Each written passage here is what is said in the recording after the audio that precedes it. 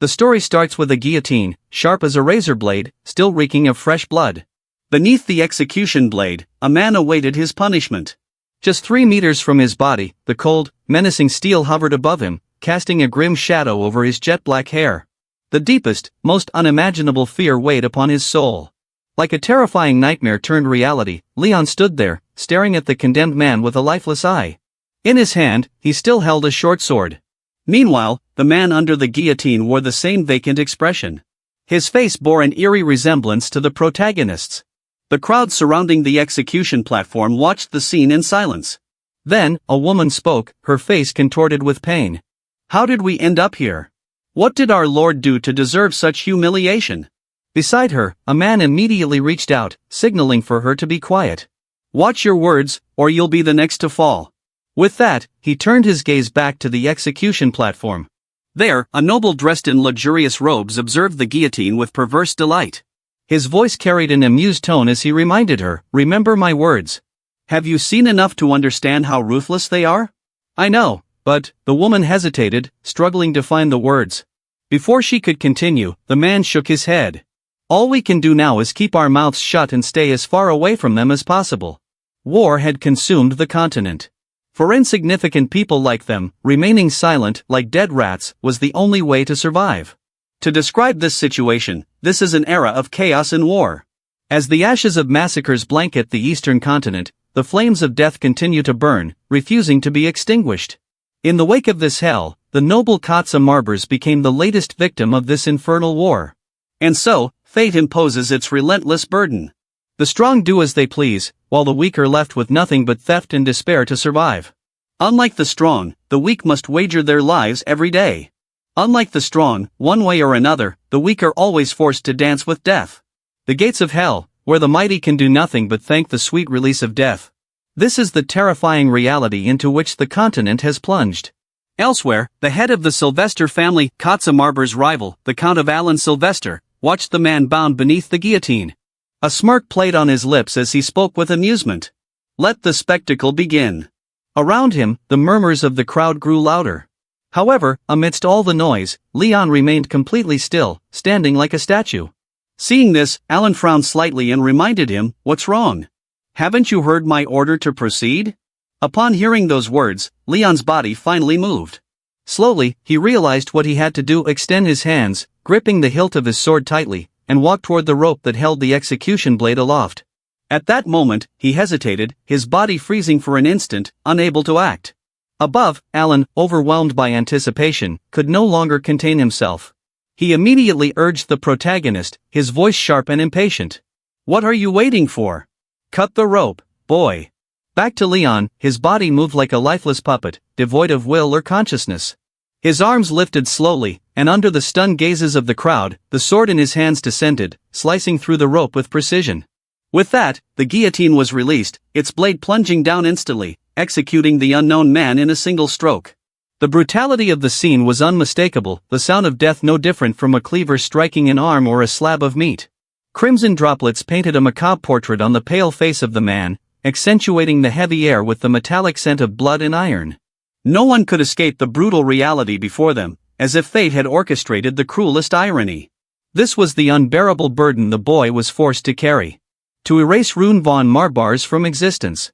No, it was to sever all ties between my father and the mortal world. That's right. I am Leon von Marbars, son of Rune von Marbars, and the royal blood executioner. The one who executed his own father, the head of the house. A noble house leader was not just a member of the aristocracy but the very foundation upon which the kingdom stood. However, as a playwright once wrote, with great power comes great responsibility, and such a burden should be placed only upon those capable of bearing it. With Rune's death, the new head of the Marbars house ascended. That person was none other than Leon von Marbars. Changing scenes, Leon sat at the head of the table, his expression unreadable as he silently observed the heated discussions unfolding before him. A man with slick-back brown hair slammed his fist on the table, his voice echoing through the chamber. The Sylvester house continues to expand its influence. At this rate, they will completely take over Marbar's territory. With his words, murmurs of agreement spread through the room. One by one, the council members turned to Leon, their voices filled with urgency. My lord, I beg you, strengthen our defenses immediately. Lord Leon, we implore you, make a decision now. From another corner of the room, an older man with a thick beard solemnly nodded. Indeed, the time has come for you to grant us your wise judgment, my lord. Amid the mounting pressure, Leon responded only with a calm and indifferent tone. That's enough. I ask for a little more patience. I need more time to think. With that, he rose, signaling his intent to leave the council chamber. His sudden action left the room in stunned silence before protests erupted. But, my lord, do you not understand the urgency of this matter? If this continues, it will be the end of the once glorious House Marbars. Ignoring the complaints, Leon swiftly exited the room. As he walked through the silent corridor, lost in thought, he reflected. With the death of my father, Huni von Marbars, the head of House Marbars, I, Leon von Marbars, took his place at the mere age of 14. The Marbars family was once a formidable lineage of necromancers, wielders of a power that inspired fear in all who knew their name. However, that legacy has long been lost, swallowed by the relentless tide of history. With this thought lingering in his mind, Leon cast his gaze toward two paintings hanging in the corridor, one of a man, the other of a woman. He slowed his steps, approaching the portraits, observing them in silence before standing still in contemplation. Father! Mother, what would you have me do in your place? After a moment, he stepped back and continued walking. I know this plea will remain unanswered, for the dead cannot speak, and my parents cannot grant me wisdom from the realm of eternity. And yet, I still long for guidance. How can I restore this family's lost glory and prosperity? Lost in thought, Leon soon found himself standing before a grand door. Above it, another portrait hung. This one depicted a man with hair as black as the night, a beam of light cutting across the painting, obscuring his features. This was Wellen von Marbars, the progenitor of my bloodline and the only true necromancer of his time. Legends tell how our family rose to power when the first head of House Marbars carved his name into the annals of history through his feats on the battlefield. And yet, since the golden age of our great founder, our bloodline has struggled to produce another true necromancer. And so, as the years passed, our family steadily declined, until, in the end, I was forced to take my own father's life with my own hands. The weight of this realization bore down on Leon, and he let out a long, heavy sigh. He reached for the doorknob and pushed the door open. This was the chamber reserved for the head of the family. Upon the desk lay two books, one of them, however, stood out. A tome as black as the night, adorned with the symbol of an eye on its cover. Leon's gaze remained fixed on it, and a thought passed through his mind. The chronicle of our family's history, our founder, Wellen von Marbars, was a figure shrouded in near mythical legend. With a mere wave of his hand, he could obliterate his enemies like a storm of death, summoning endless legions of the undead to march in an unceasing tide of destruction. When the eastern lands finally fell under his iron rule, it took only 2 months. They say that Wellen von Marbars forged a pact with the demon king Marbars to unravel one of the greatest mysteries of the continent, the forbidden tome that granted him the power to rule as the emperor of the dead. And this is the Codex of the Necromancer. A priceless artifact passed down from generation to generation since our founder's time. It is also the forbidden tome that once led House Marbars to its peak, making us the only necromancer lineage in this entire continent. With this thought in mind, Leon reached out and flipped through the pages, examining them closely. Then, suddenly, a voice echoed in his mind. Listen to me, young heir. The unexpected presence startled Leon. His body tensed as his eyes scanned the room warily. He murmured under his breath. Who just spoke? A transmitted message? Even inside the Lord's study? This place is protected against magic. Leon furrowed his brows, deep in thought. But after just 2 brief seconds, he quickly regained his composure, fixing his gaze straight ahead and speaking in a loud, calm, and controlled tone. May I know the identity of the one addressing me? In response, the mysterious voice echoed once more. Do not fear, my child.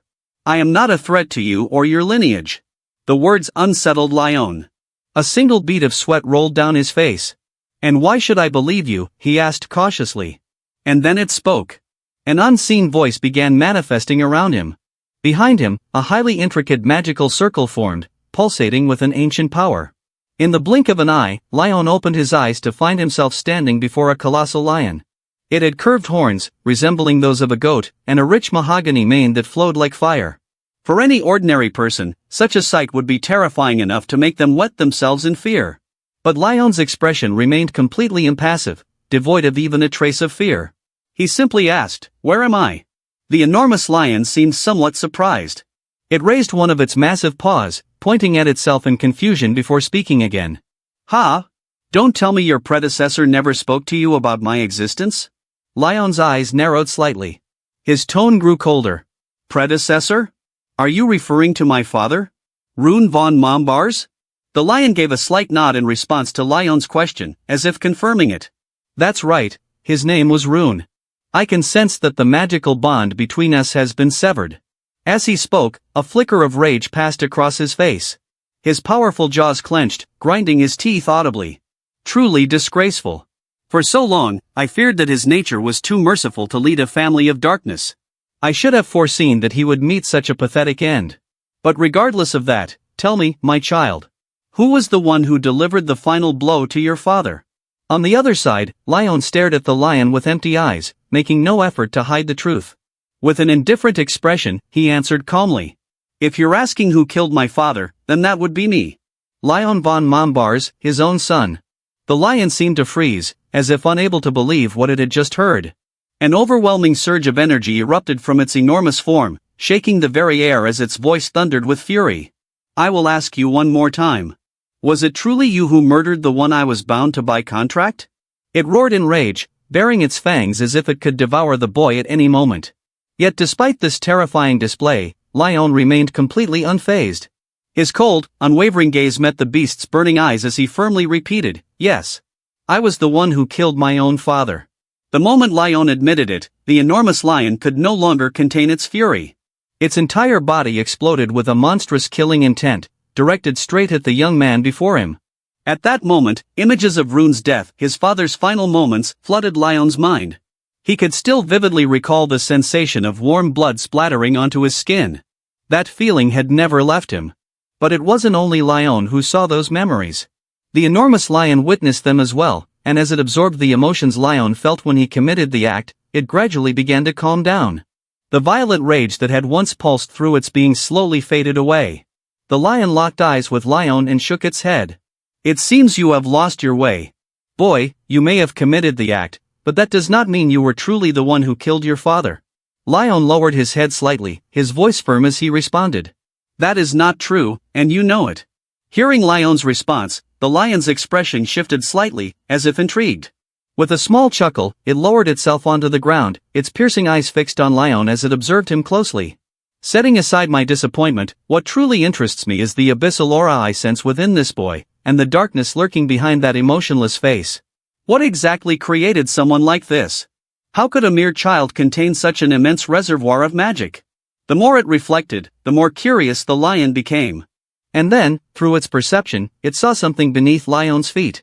Countless corpses were piled like a mountain.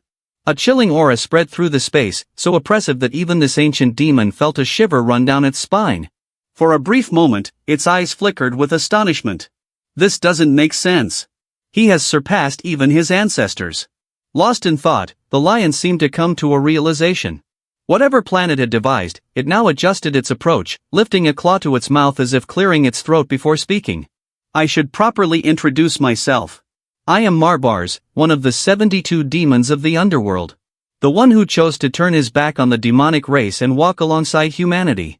I was once a companion of Wellen von Marbars and the original source of necromancy, the power that became the unique legacy of the Marbars bloodline." On the other side, the lion watched as Marbars introduced himself, yet he showed no sign of surprise, as if he had already expected this revelation. "I already knew of you through mythology. When my ancestor founded the Marbars family, it was you who taught him the forbidden arts of necromancy, wasn't it?" "That's right, it was me. Though I am now bound to the Tome of the Dead, I was once a terrifying demon," Marbars admitted without hesitation. Lion's gaze grew colder as he stared directly at Marbars, his voice carrying a sharp edge. "Marbars, my ancestor once said that the blood of necromancy always flows within us. So why did you abandon us in the final moment?" His eyes flickered slightly, and even his normally expressionless face showed a brief glimmer of anger as he spoke those words. Marbars listened and merely shrugged, letting out an amused chuckle. "Abandon you? What proof do you have to make such a claim?" Lion's expression darkened slightly as memories surfaced. Slowly, he recalled them. "Since the time of our ancestor, Wellen von Marbars, our family has been unable to produce a necromancer with talent comparable to his. So what does that mean? Doesn't that prove that you turned your back on us? Upon hearing this, Marbur's expression darkened as well. Then, without hesitation, he declared, "Let me make one thing very clear. The reason you and your kin failed to produce a true necromancer is because you are too weak to serve as proper vessels. That is why none of you have been able to inherit even a fraction of Wellen von Marbur's power. This is a sign of your bloodline's decline." Lion processed his words, carefully considering their implications. But as he reflected on them, he realized that Marbars had no reason to lie. Accepting the truth, he nodded. "I will believe what you say." Marbars raised an eyebrow, amused. "Surprisingly, you seem to accept reality quite quickly." To this, Lion simply responded with indifference. In war, the weak will always suffer defeat. That is an undeniable law of the universe. Marbars observed him for a moment before asking, "And is that why you accepted your father's death so easily?" Lion remained expressionless, his voice devoid of emotion as he answered coldly. "What difference does it make? To be honest, his death was nothing special, except for one single detail. The moment he completely turned his back on our family."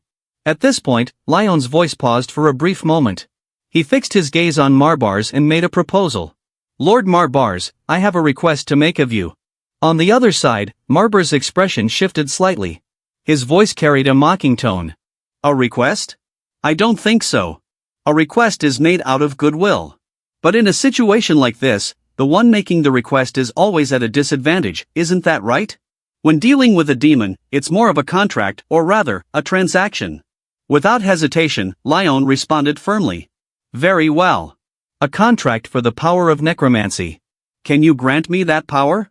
Upon hearing this, the demon in the form of a lion, Marbars, tilted his head slightly to the side, his expression brimming with arrogance. "Oomph, a brat like you has no right to ask me for such a thing.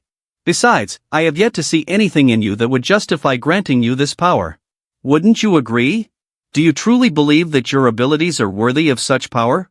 Without missing a beat, Lion answered with unwavering conviction. "Yes, I believe so. If I were incompetent, I wouldn't even be able to stand before you and have this conversation. Legends say that an ordinary person, merely by speaking to a demon, would have their mana drained.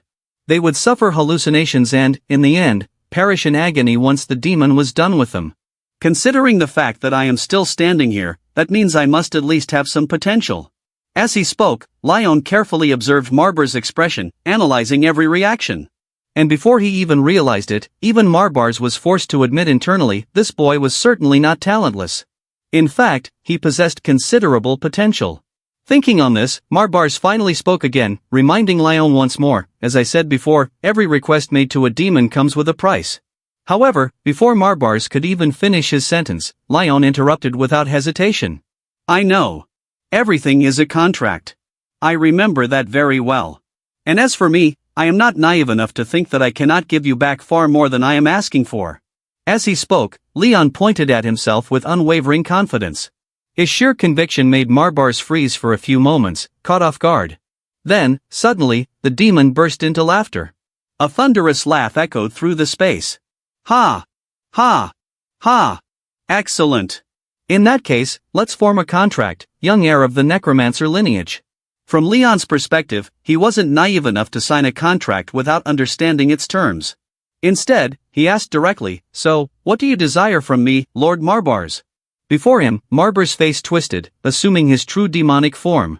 With a voice laden with hunger and desire, he declared his price. "I want everything, every aspect of your existence." In response, Leon's lips curled into a devilish grin that mirrored the demon's own. "What a relief to hear that," he said. "Because I will gladly sacrifice every part of this insignificant existence of mine." While Leon was still negotiating with the gigantic demon, the Marbars family members remained in the conference room, growing increasingly frustrated with his sudden departure. The elderly man with white hair coughed a few times before speaking, his voice calm yet deliberate. "I believe we are all well aware of the current situation. Gentlemen, our current head of the family, of course, I am referring to Lord Leon von Marbars, appears to have exercised his authority to make a crucial decision that will affect the entire family. Have we all accepted this?" He paused before continuing. "As the uncle and closest relative of our current head, I have decided to take control of all family affairs in the near future. Now, I will allow you all to voice your opinions regarding my appointment as the family's administrator." His face remained expressionless as he spoke, in stark contrast to the murmurs of discomfort that spread through the room. As soon as he finished speaking, a man with slick-back brown hair raised his hand and spoke. "We have no reason to object. Think of the alternative. Leon is just a child. He has barely come of age. We cannot entrust the fate of our family to an unstable brat." He continued, "I firmly believe that no one is more suited than Lord Kirschel to take control of the family's affairs from now on." In response, another man, an older gentleman with a thick brown beard, immediately voiced his opposition. "Regardless, Lord Leon is the sole direct heir of the previous head. Never in our history has there been a case of violating the direct succession of the family head." However, before he could finish his sentence, the man with slick back hair's eyes glowed with fury. His bloodshot gaze locked onto the speaker, veins bulging on his forehead as he clenched his teeth and spat out his next words. "What use is precedent when our entire lineage is on the brink of extinction? The Sylvester family's army is marching toward us as we speak. I won't blame you for worrying about succession rights, but I know full well that you're just trying to curry favor with that naive young leader of ours. I, on the other hand, am looking for a way to survive." His words dripped with treachery, the tone of a man ready to betray the family to ensure his own safety. Upon hearing this, the bearded man could no longer contain his rage. He slammed his fist on the table, sprang to his feet, and roared. "You've crossed the line. Every one of you holds a position here thanks to the late head's benevolence. Your duty is to fight for this family with your last breath, not sit around bickering like a bunch of fools." His words were filled with righteous fury. Yet deep down, a sense of unease gnawed at him. He knew the truth. Leon had ascended to the position of family head suddenly. He was too young, too inexperienced to command true respect. Still, the bearded man remained firm in his decision to support Leon. Even if the young head had yet to establish his own base of power, he would not stand idly by and let that vulture Kirschel steal his rightful inheritance. "Guide me, Lord Rune. How could you let us be placed against this shameless opportunist?" he thought, clenching his fists tightly. On the other side, Kirschel, the silver-haired elder, calmly rose from his seat. Slowly, he extended his hand toward the grand family head's chair, running his fingers along its frame as if savoring the essence of the power it represented. Then, with a condescending smile, he finally spoke. "A bold opinion, but amusing nonetheless. Yes, Leon von Marbars, our current family head, carries royal blood." But before he could finish, the bearded man, Pullen, immediately cut him off. "Cut the crap. Just say what you really mean." With that, Kirschel abandoned any pretense of politeness. His cold, piercing gaze locked onto Pullen as he issued a warning. "No matter how loyal you are, you lack the insight to see beyond the surface. People like you only realize the truth when it's already too late. Pullen, my old friend, accept my wisdom willingly. You really think I gathered everyone here today because I needed your opinion?" As he spoke, Kirschel placed a firm hand on Pullen's shoulder. A faint yet sinister pulse of mana emanated from his palm, not overwhelming, but enough to make beads of sweat form on Pullen's forehead. By this point, even a fool could sense the shift in the atmosphere. "Damn it! So this guy had this planned all along?" Pullen clenched his teeth and shot a furious glare at Kirschel. However, Kirschel did not openly admit to his schemes. Instead, he smiled coldly and began using Pullen's family as leverage. "Choose your words carefully. For the sake of your family, we are all gathered here for a single purpose, to make a difficult, but the least disastrous decision for the family. There is no need for you to stand in the way of our survival, my friend. All I ask is that we act wisely." With that, he withdrew the mana from his palm. Now left with no choice after having his family threatened, Pullen could only swallow his rage and accept the situation. "So I was in his hands from the very start. Forgive me, Lord Rune. Forgive this wretched subordinate who failed to protect your legacy." After observing Leon for a while, Marbaros finally gave his assessment. "Everything seems fine, except for one thing. Due to the change in the contract's purpose, my true extent of power has been significantly reduced." As he spoke, Marbaros pondered to himself. "Soft, naive, just like your father, Rune. More mana than you have now." Unaware of Marbaros' internal thoughts, Leon suddenly remembered something and spoke. "Now that I think about it, any demon who forms a contract with a human must absorb mana from their contractor to sustain themselves. What do you want me to do about that?" Marbaros responded indifferently. "There's only one thing that can be done. But for now, we need to conserve your mana." With that, Marbaros snapped his fingers, and instantly, his enormous form was engulfed by a swirling vortex of red and black energy. The crimson-lit space seemed to collapse inward, sucked into the abyss. And when everything settled, a smaller, much cuter version of Marbaros appeared. Where his presence had once been fearsome, it had now transformed into something small and adorable. The little lion stuck out his tongue, lazily licking his paw before speaking. In this form, I'm much easier to maintain. Hearing this, Leon tilted his head slightly and admitted, I guess that makes sense. You're cute enough to be a mascot. But before Leon could finish his sentence, he suddenly fell silent. A chilling aura locked onto him. Beside him, Marbaro's fur bristled with fury as he growled in warning. You bastard. Say that I'm cute one more time? Contractor, I swear I will cover your face with scratches and bite marks, got it? Seeing this, Leon, unwilling to let scars ruin his handsome face, simply shrugged and conceded. Alright. Up ahead, Marbaros still looked somewhat irritated but quickly shifted to his first order. Good. Now that we have an understanding, let's move. Move? Where are we going? Leon asked, intrigued. Marbaros turned back, a sly smile spreading across his face. You wish to obtain power that rivals your ancestor, don't you?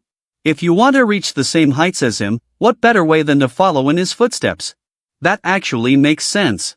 Leon stroked his chin, deep in thought. Then it's decided, Marbaros declared. We're heading to the hidden temple of your ancestors. The dangers of this journey may very well cost you your life. Do you still choose to walk this path with me? Marbaros' smile widened. Leon, momentarily stunned, felt a metaphorical question mark pop up over his head. Why do you keep testing my resolve? Marbaros immediately noticed Leon's reaction. This kid really doesn't hesitate, does he? The lion chuckled and began walking ahead. Follow me if you think you can keep up, young contractor. Time passed in the blink of an eye. Under Marbaros' leadership, Leon had arrived in an unfamiliar forest. Gazing at the dark landscape, he murmured to himself, so this is the enchanted forest of House Marbaros. Hearing this, Marbaros, walking ahead, nodded. More or less. This forest is a labyrinth for anyone who doesn't share your bloodline. Leon, deep in thought, then asked a question. My father once said that only the true heir of our lineage could set foot in the hidden temple. But what I find strange is, if this place grants necromantic power to our ancestors, then why, before Leon could finish his thought, Marbaros, already intercepting him, answered immediately. Because not everyone can overcome the trials. I presume they eventually realized the flaw and established only the most basic requirements. Only those who possess the purest darkness, the element of the underworld, can complete the test and reach the temple. Until now, no one has ever met the first condition required to pass through this mist. Do you understand now? That explanation should be enough. Leon responded calmly, his eyes fixed on the thick mist of deep violet and black swirling before him. Curiosity ignited within him.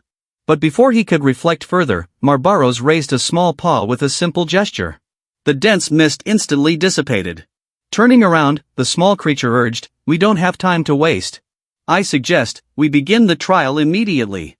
Not wanting to waste any more time, Leon and Marbaros quickly entered the temple. As they walked, Marbaros gave a warning. You may proceed, but step carefully. From this point on, the contractor will no longer receive any assistance from me. Hearing this, Leon did not complain. In fact, a spark of excitement crossed his face. Great. So, is this a real test of my courage? Behind him, Marba added, however, I have a piece of advice for you. Always follow the guidance of the Necromancer's grimoire. It will lead you to your reward, the power of a necromancer. After saying this, Marba smiled maliciously. Guided by the grimoire, Leon advanced through a silent corridor. As he walked in the eerie stillness, strange sounds caught his attention. Unable to contain his curiosity, he approached the source of the noises and found an unusual sight. Weak and pitiful, voices came from a group of goblins. Leon scanned the dimly lit room, quickly realizing that the creatures had captured a beautiful young woman. The goblins were hunched and alert, their glowing red eyes fixed on the young girl. Drool dripped from their fanged mouths, making them look like a pack of rabid beasts ready to devour their prey. At that moment, the Necromancer's grimoire floated back into Leon's hands, its pages turning on their own. A passage on the open page began to glow with a strange, mysterious light.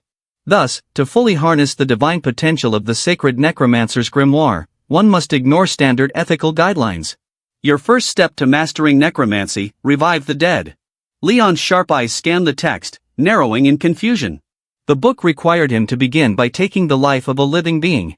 After delivering this command, the grimoire abruptly shut and floated in the air. Leon remained silent for a moment before reaching for his short blade, drawing it from its sheath with a slow, deliberate motion. His gaze was icy as he assessed the scene before him. His eyes first landed on the terrified girl, her face stained with fresh tears, trembling in fear.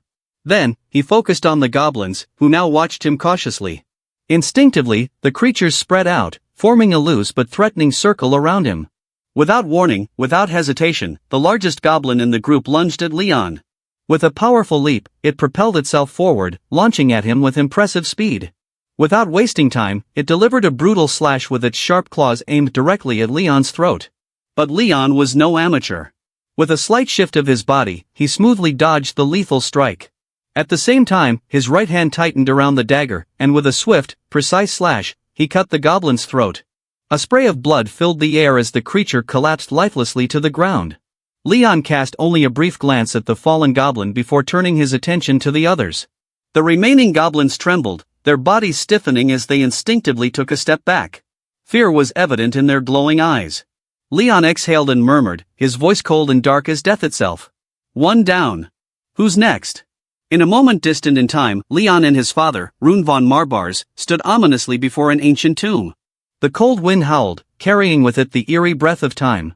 Then, without warning, Rune turned to his son, staring firmly before speaking slowly and deliberately. Listen carefully, Leon. In the Grand Marbars family, what do you think we value the most? The answer was simple. We revere death because we are a family of necromancers, masters of the dead. We must respect death above all else. Leon hesitated for a brief moment, his young mind struggling to fully grasp the meaning of his father's words. Bringing a hand to his lips, he pondered before finally voicing his doubt. But what does that really mean, father? How can we revere death? I thought necromancers, whether they want to or not, must take lives.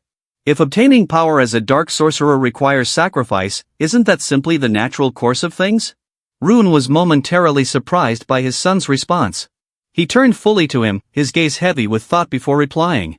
It seems you've studied our family's history well. Yes, we are dark sorcerers, feared across the continent, but that doesn't mean we must become heartless villains. Rune paused, took a deep breath, and then placed a firm yet gentle hand on his son's shoulder. His voice softened, but his words carried undeniable weight. That is why you must promise me one thing. No matter who you face on the battlefield one day, as long as you hold the power to take a life in your hands, swear to me that you will grant them the most merciful death possible. Hearing his father's request, a thought surfaced in young Leon's mind. You want me to uphold this vow, even with my enemies? Back in the present, the battle raged on. Leon, now an adult, faced off against the goblins, his father's words still echoing in his mind. After witnessing the swift death of their companion, the remaining goblins grew cautious. Their fingers tightened around their weapons, their glowing red eyes gleaming with newfound wariness. They spread out, methodically moving to encircle Leon, trapping him in the center. Yet, there was no fear on Leon's face. On the contrary, the greater the danger, the colder and sharper his mind became. He analyzed the situation with an eerie level of focus. I need to strike directly at the cervical spine with absolute precision. It's the fastest way to end them, without unnecessary suffering. Thinking ahead to his next move, Leon tightened his grip on his sword, his eyes scanning the environment with heightened vigilance. Outside, Marbars watched the scene unfold, bringing a paw to his mouth as he let out an amused chuckle. Looks like this kid has never trained in swordsmanship before. If he has, it's barely worth mentioning. And yet, he managed to pierce the cervical spine with absolute accuracy. Was that just luck? Or some kind of innate talent? It won't take long to find out. With that thought, Marbars sharpened his focus, ensuring he wouldn't miss a single moment. From Leon's perspective, he knew that letting his guard down just because he had defeated one goblin would be an immense mistake. That strike was more luck than skill. Goblins are naturally cunning and deceptive. The darkness makes it even harder to gauge their true position. Not to mention, my vision could blur at any moment. I remember that the moment I killed the first goblin, the nearby torch went out. Better get used to the dark while I still can. And instead of wild slashes, I should focus on precise thrusts ending lives as efficiently as possible. For his second fatal strike, Leon moved with swift and decisive action.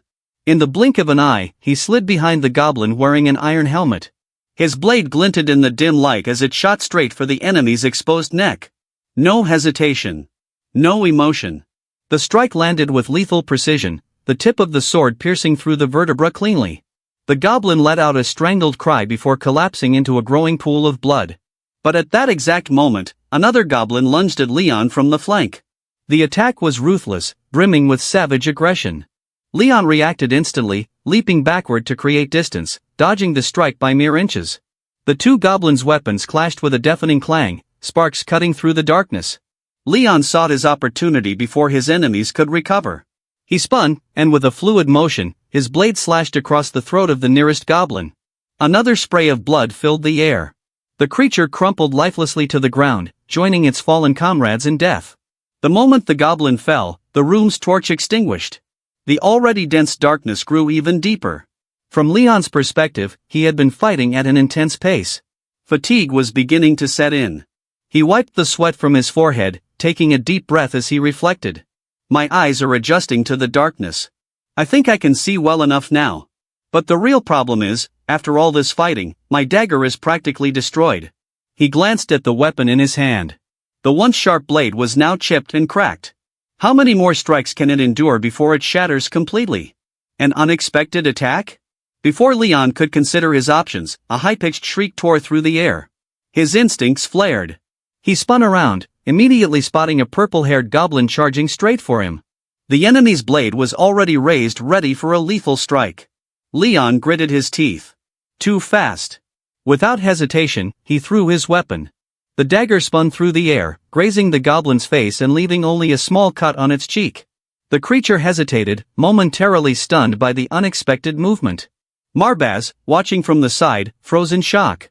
He dropped his own weapon, his eyes widening in disbelief, but he quickly resumed observing. Counterattack. The goblin recovered swiftly, growling as it gripped its weapon tightly before delivering a powerful strike. But Leon had already dodged, twisting his body and narrowly escaping. He wasted no time. His eyes locked onto a fallen sword lying on the ground, the weapon of one of the goblins he had slain.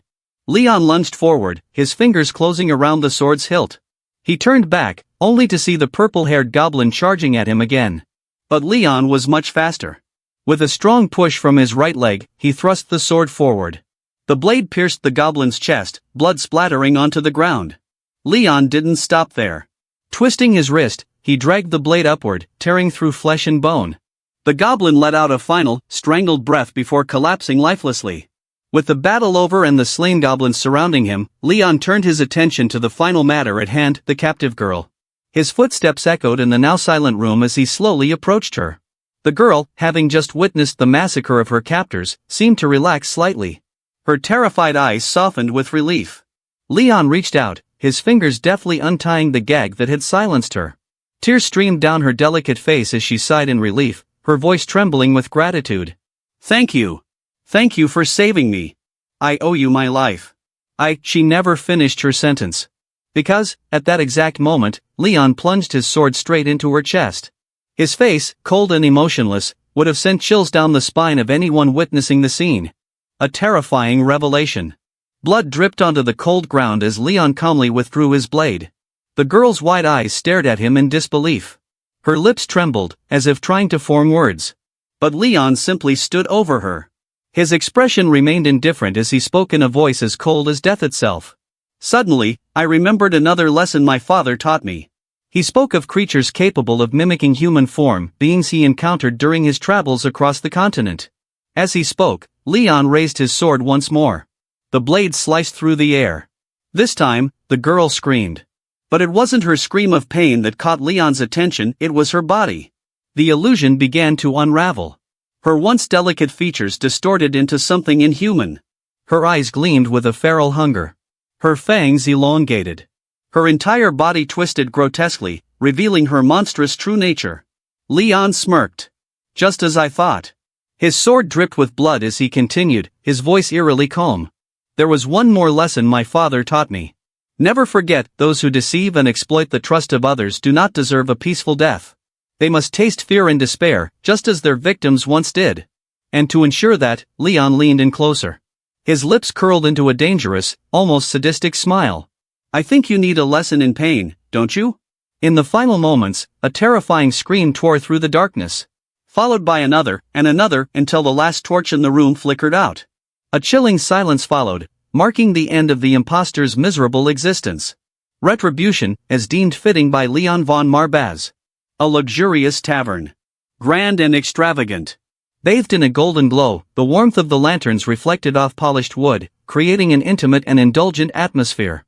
On the grand stage, beautiful women dressed in seductive attire swayed their bodies to the rhythm of enticing melodies. Their movements hypnotized, intensifying the already intoxicating air. And amidst it all, seated in the most lavish corner of the room, Kirschel, the cunning old man, rejoiced in his newfound glory. Two enchanting women clung to his arms, one dressed in scarlet red, the other in deep blue. In his hand, a goblet of the finest wine. On his lips, a loud and triumphant laugh. Ha! Ha! Finally, my time has come. It won't be long before that cursed family falls entirely into my hands. Hearing this, the woman in red let out a sultry chuckle, leaning toward his ear, her voice as sweet as honey. Of course, my lord, she purred. Who wouldn't prefer a refined knight like you in charge, rather than serving a little boy who still drinks milk? Upon hearing this, the woman in blue covered her mouth, letting out a delicate giggle before adding, so true, tilde. Lord Kirschel, I never imagined you would actually manage to manipulate Sylvester to achieve your ambitions. Can you say it again? Aligning with the enemy to rise to power. Only a true man would make such a bold move, tilde. The woman in red leaned in even closer, practically pressing herself against Kirschel. At the same time, she teased and seduced him, with alcohol and victory clouding his mind. The old man laughed heartily, raising his goblet in celebration. Ha ha! You really know how to please a man, don't you, my lovely Tilda? But I suppose we'll still have to bow our heads to Sylvester's dogs for a little while longer. He took a long sip from his goblet before speaking again, his tone dripping with smug satisfaction. Even so, it's far better than letting that brat take over our entire family. Leon? Ah, in the end, it's only natural that I take control. After all, who can deny that I've played this game perfectly? The mere thought of fully seizing power over the Marvarch family filled Kirschel with such euphoria that he couldn't stop smiling. On the other side of the table, a man with slicked-back brown hair, occupied with a stunning woman seated on his lap, observed Kirschel's uninhibited revelry. A shiver ran down his spine. Something about that laugh. Something about the sheer arrogance in Kirschel's expression unsettled him. Still, curiosity got the better of him. Taking another sip of his drink, he asked casually, so, what do you plan to do about that boy, Lord Kirschel? All the household staff are still fiercely loyal to his father. That means he might be more troublesome than he seems. Kirschel clicked his tongue, his lips curling into a disdainful smirk as he waved his hand dismissively. I see no reason to complicate things when it comes to that brat. His death will be conveniently explained soon enough. You know how it is. The dead don't speak. The patriarch's son will be no exception. A crazed glint flickered in Kirschel's eyes as he grabbed a bottle of wine and poured a generous amount into the brown-haired man's glass. The brown-haired man smirked, raising his goblet in a mocking toast. Brilliant, Lord Kirschel.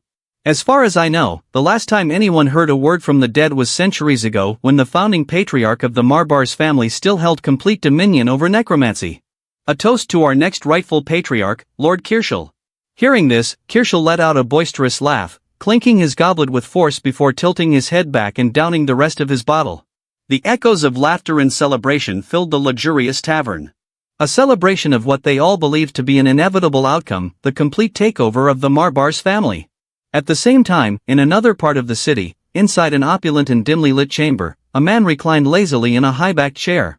This was Alan, the cunning patriarch of the Sylvester family. His sharp, calculating gaze landed on the black-haired subordinate standing beside him.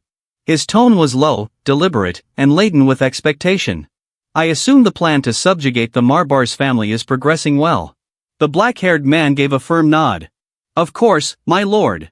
Chow von Marbars is nothing more than a pawn in our game now. All that remains is the official approval from the royal family, and everything will be sealed.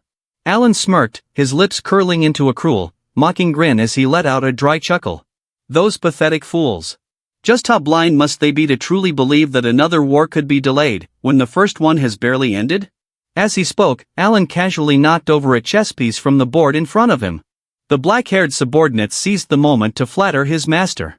None of this would be possible without your unparalleled strategic vision, my lord. At the moment, Alan paid little mind to empty flattery. His gaze shifted toward a certain sealed letter beside him. Next to it lay a portrait of Kirschel. The fate of the Marbars family was no longer in their own hands. He let out a dry laugh, his voice dripping with scorn. Ha! That bastard Kirschel, isn't it? Who would have thought that centuries of the Marbars family's history would end like this, reduced to ruins by a cheap traitor like him? Oh, what a delightful night this is. As he pondered the impending downfall of the Marbars family, Alan could barely contain his excitement. He waved his hand, signaling to the subordinates nearby. Accelerate the preparations immediately. You understand me, don't you? Yes, Lord Alan. His men responded in unison, lowering their heads. Alan smiled, a flicker of perverse pleasure glinting in his eyes. First the father, now the son. I can't wait to hear that sweet sound of him screaming in despair. Back to the protagonist. After Leon eliminated the imposter creature, the torches within the chamber all extinguished at once. Darkness swallowed the surroundings. Not even the faintest glimmer of light remained.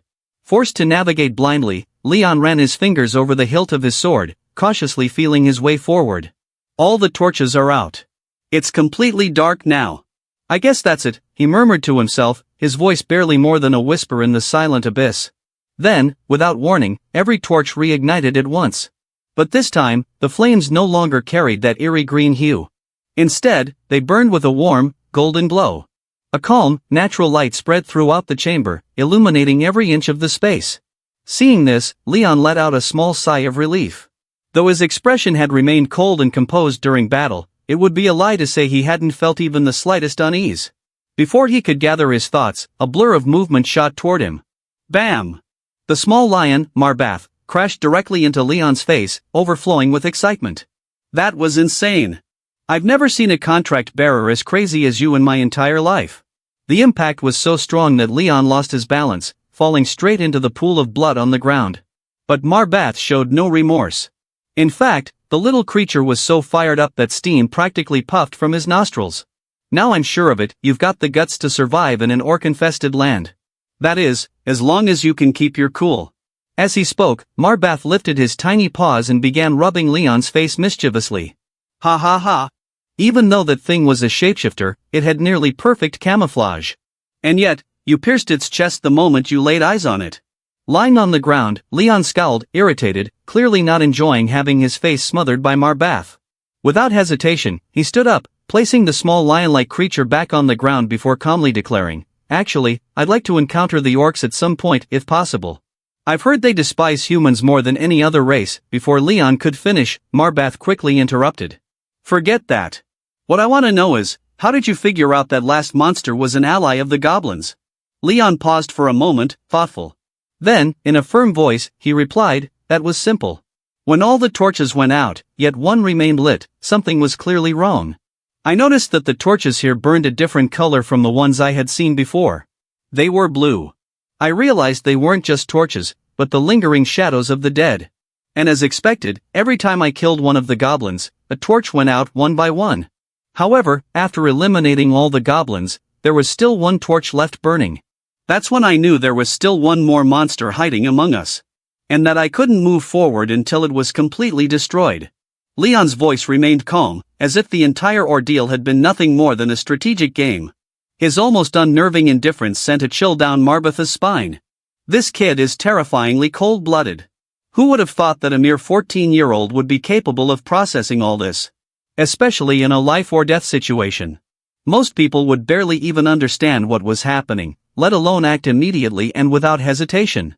And yet, Leon had done it effortlessly. Not only that, he had taken down every enemy single-handedly using nothing but his own judgment. Perhaps this boy's potential goes beyond just possessing an enormous mana reserve.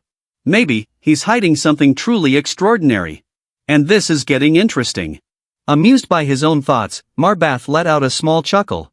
Then, turning his gaze toward the floating necromancy tome, he looked back at Leon and instructed, "Now, let's move on to Wallen's next test." The moment his voice echoed through the air, the tome suddenly flipped open to a specific page. It then floated directly in front of Leon. Inside, the text was clearly written, "First, you must take the life of a living being. Second, you must awaken those who have already fallen. As his eyes scanned the words, Leon's brow furrowed slightly. The undead. He murmured to himself before shifting his gaze to the lifeless goblin corpses scattered across the ground. A moment of silence passed. Then, Leon's lips curled into a smile. A smile so cold, so unsettling, that it could send shivers down anyone's spine. Beside him, the small lion, Marbath, gave clear instructions. That's right. Look at the goblins you killed. Now, channel your mana into your eyes to enhance your vision. You'll see that each body has a thread leading to an unknown place. In the language of necromancers, that thread is called the thread of death. From Leon's perspective, as he looked down at the book in his hands, a purple thread, almost like a chain, connected the scattered corpses of the goblins on the ground. Leon murmured to himself as he analyzed the book. This thread transcends the boundary of death. It links the souls of this world to the next. Marbath nodded in agreement, then approached one of the threads, extending his small paw to lightly touch it, causing it to vibrate continuously. Exactly. A necromancer separates wandering souls from their bodies in order to resurrect them. Then, he breathes new life into the corpses, fusing the souls with his own mana. These resurrected creatures are called zombies. At that moment, as Leon infused his mana into the goblin corpses, he watched them begin to rise from the ground, stiff and clumsy. On their foreheads, a glowing purple symbol appeared, resembling a sword. Seeing this, Marbath nodded in satisfaction and continued. Look at this, I'll show you. He stretched out his tiny hand again, making the goblins lunge at Leon in a crazed frenzy. The sword in their hands was aimed directly at Leon's face. However, Leon's cold and unshaken expression never wavered, and the blade stopped just before reaching him. Marbatha's voice sounded again. This process is called marking. Of course, there are other ways to create zombie servants, but this method is the most effective for monsters. I'll show you the other methods later. Turning back to Leon, he could tell that this was enough for today. He stood up calmly and said, "Got it. Now, you should try it on your own," Marbath reminded him. However, Leon didn't rush to act. Instead, he asked a question. "Before I do that, can I ask you something that's been bothering me for a while? My predecessor once said that turning a human into a zombie is easier than turning a monster into one. Do you think I've already reached the level where I could turn a human into a zombie?" Leon's voice was calm. When Marbath heard this, he scoffed. "You talk as if you actually needed to do that." Leon nodded in acknowledgement. Hearing this, Marbatha's face lit up with excitement. He immediately guessed that someone was about to have a very bad day and asked eagerly, "So, who's the unlucky soul?" In response, Leon's voice turned cold. "Kirchil von Marbath, my dear uncle." As he said this, a strange warmth flickered across his face. At that very moment, Kirchil was enjoying himself, surrounded by a few attractive women. Unaware that trouble was coming for him, he casually placed his wine glass on the table, his mocking voice echoing through the room. "The late head of the family, what a fool. My life has been a bed of roses ever since he died. More like the life of an opportunist, wouldn't you say?" In response, a silver-haired man sitting across from him quickly added, "Of course. Now, we just need to get rid of his only heir, and we'll feel even less burdened. Right, Lord Kirchil?" On the other side, Kirchil waved his hand dismissively and laughed carelessly. "Killing that brat isn't difficult at all. Now, raise your glasses, days like these are rare." He spoke with a dazed expression, clearly drunk.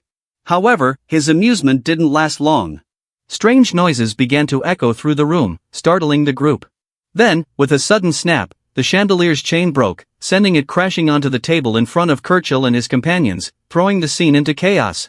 The lights in the tavern flickered and died, and a series of eerie events continued to unfold, snapping Kirchil out of his drunken haze.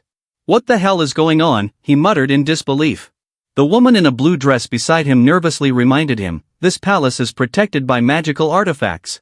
A simple gust of wind couldn't have shaken the building."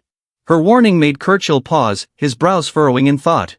Then, as if sensing something, he raised a hand to silence her and turned his gaze forward, declaring loudly, "Who's there? There's not a single soul in Marlborough's territory foolish enough to oppose me." In response, a voice suddenly sounded behind him. "What gives you so much confidence to say that?" The familiar voice sent a chill down Kirchil's spine. Slowly, he turned around, and upon seeing Leon's face, all his worries seemed to vanish. With a mocking grin, he sneered, Well, look who it is, our oppressed little head of the family." He waved his hand carelessly. Immediately, a group of assassins dressed in black emerged behind him. It seemed that even while out drinking, the old man had some lingering concerns about his safety and had brought his hired killers for protection. And now, it was the perfect time to use them. On the other side, Leon's eyes narrowed, his voice cold as ice. How considerate of you. You still recognize me, after all. You're head of the family, Leon von Marbath. Kirchill, however, merely laughed, as if Leon's words meant little to him. I don't see any reason for you to visit me so late without prior notice. Do you need something from me? Leon responded with a sharp question. Oh? What a strange question. Does a lord need a reason to visit his vassal? Someone who is nothing more than a subordinate? Should I have announced my intentions for your convenience? Upon hearing Leon's response, Kirchill, the man who had been celebrating his victory, could barely tolerate it. His eyes flared with rage, but he maintained his composure, replying coldly. I suppose the other lords, those who truly deserved their titles, wouldn't need such formalities. But we both know you don't deserve yours. What's the problem? Are you afraid of losing your position as head of the family? It's too late, boy. Your old man isn't here to protect you anymore. Leon's expression remained calm as he casually extended his hand. He pulled back the curtain and replied nonchalantly. No, I know that only I can protect myself. Seeing Leon's composed demeanor, Kirchill's tone grew even more arrogant. Ha! And what does your so-called intelligence say about coming here alone? So bold, you walk into my presence as if you had infinite lives to waste. As he spoke, several assassins raised their weapons, ready to strike at Leon the moment they received the order. But despite standing before them, Leon's expression remained unchanged. He responded calmly. Bold? The only bold one here is you thinking I would come alone. Kirchill's face showed a flicker of interest at Leon's words. What nonsense are you spouting? Before Leon could reply, the building trembled once more. Kirchill turned around and saw waves of dark blue energy spreading in all directions. This is strange. This isn't ordinary magic. This is from the abyss. I know this feeling. I can sense a darkness greater than any mortal could summon. It can't be. A dreadful suspicion crept into Kirchill's mind. And that suspicion turned into reality when, from the waves of black energy, the bodies of two goblins began to rise slowly. Their crimson eyes gleamed with a terrifying bloodlust. Seeing this, Kirchill couldn't help but cry out. Are these undead? Leon stepped into the room and confirmed, yes. They are undead. Leon's confirmation left Kirchill stunned. His mouth hung open as he stammered. But how? Even my late brother couldn't control such power. Leon, however, had no intention of explaining where his strength came from. Instead, he stated with confidence, isn't it obvious? The Marabara family has once again become a family of necromancers. Across from him, Kirchill clenched his teeth so tightly that an audible growl escaped. Of course, he couldn't accept this outcome, especially after nearly seizing control of the family. He roared, guards! Take down these repulsive monsters, now! Upon hearing the order, the unfortunate assassins, who had no understanding of what it meant to face a necromancer, enthusiastically shouted, yes, sir. With that, the assassins moved as fast as their aged bodies allowed, their swords aimed at Leon. But Leon was not alone that night. How could goblins, loyal to their master, stand by while he was attacked? Without needing Leon's command, one of the goblins lunged forward, swinging its sword and deflecting an assassin's blade. The assassin, shocked, shouted, wait! Before he could finish, the goblin's arm swung again, slicing the assassin cleanly in half in an instant. Upon witnessing this, Kirchill and the remaining assassins swallowed hard, their nerves rattled. They dared not advance recklessly, but the goblins, with their undead resilience, fought relentlessly. Their sheer power overwhelmed the assassins, cutting them down one by one. As the assassins fell, the fear on Kirchill's face grew more pronounced by the second. He screamed in terror, monsters! Kirchill was in utter confusion, his only thought was to run. Something is wrong. This is completely abnormal. Unless my eyes are deceiving me. That boy, he's using necromancy. But how is that possible?